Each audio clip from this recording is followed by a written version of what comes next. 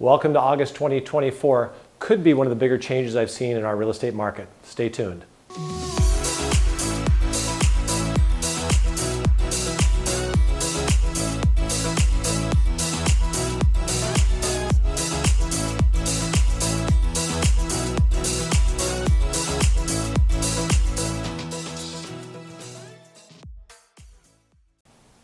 Hello and welcome to our August 2024 market update for San Luis Obispo County. Excited to see you today and talk to you about what's happening. There's some really interesting things going on in real estate right now, so we'll cover some of the usual things and some of the things that are pretty new. Of course, we'll talk one about the market statistics, two, the changes we're seeing in interest rates, and then finally some of the practices we're going to see changing in how buyers and sellers work in a real estate market with this new National Association of Realtors ruling on practices. So first of all, market updates. Year over year, we're seeing more homes for sale, which is great news. So year over year, we ended up with 378 homes at the end of this month, and last year about 255. That's a 48% increase. So we've been talking about the number of homes on the market increasing. Still relatively low historically, yet it is an improvement in terms of those looking for homes for sale and what's available in the marketplace. Month over month, a slight increase, which is to be expected.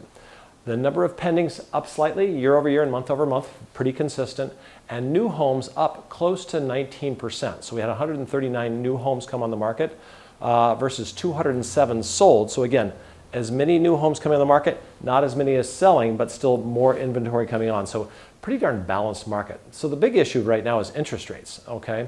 If we think about interest rates, the Federal Reserve, had a meeting recently. It sounds somewhat what we call accommodative, meaning they're likely to reduce the prime rate, which does affect our mortgage rates. Other things like the jobs report will also affect it, and that news will come out after this recording. However, already since that one little meeting, we've seen interest rates drop from closer to 7% to between 6 and 6.5%, depending on the kind of loan you're getting. Now, that was a quick adjustment based on one meeting. So if we continue to hear more of this, there could be a big improvements in rates. So what that means for our marketplace is lower interest rates mean more buyers can afford more. It means houses become more affordable. We'll probably see more demand. And as our rates get closer to what many people are at, so a 6 or 5.5% rate compared to a 3 to 4% rate, less of a burden to make that move. So which should allow more people to maybe move out of the homes that they have a great rate on. So a lot to see coming forward with what's happening in the market, those interest rates. So this NAR ruling you're hearing about, I'll simplify it because I need to for myself. So a couple of changes. One, if you're a buyer, you can't just walk into a home necessarily anymore, just call an agent and go. You're going to have to sign an agreement talking about how the agent will represent you and what the possible fees could be for you as a buyer. Now, will that change who pays what? That's the big question. I have an idea on that, but I'm going to save it for later. On the other side, if you're a seller, it's fascinating because now when we sit down with a seller, we're going to just say, hey, what are you going to pay our company? And let me back up by saying this. Commissions have always been negotiable. Okay? Commissions to buyer's agents, to seller's agents, to any agents. You've never had to pay one.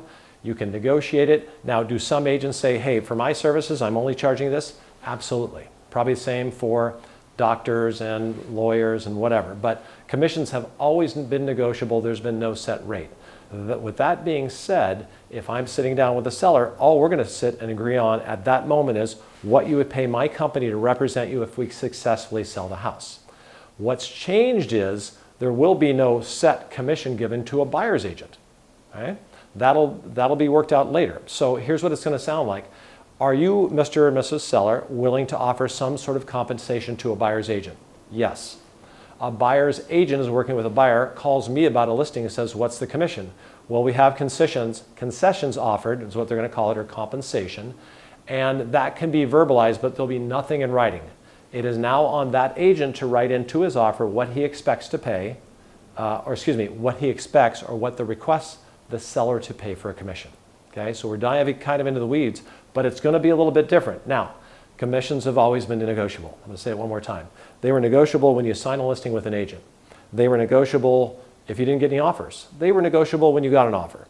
When it went into escrow, they were also negotiable, and I've had people we negotiated right before we closed escrow. Okay, so they will be in writing on the seller side. A buyer's agent will write it in. It'll be part of the terms of an offer. Okay, let's think about it. A buyer makes an offer on a $500,000 house. They offer $475,000. They say, I want a 1% credit for my closing costs, and I want 2.5% concessions because I don't have enough money to pay the agent. So I wanted to get financed in the deal, which is what we've worked on in the past. So it's going to be a little bit different.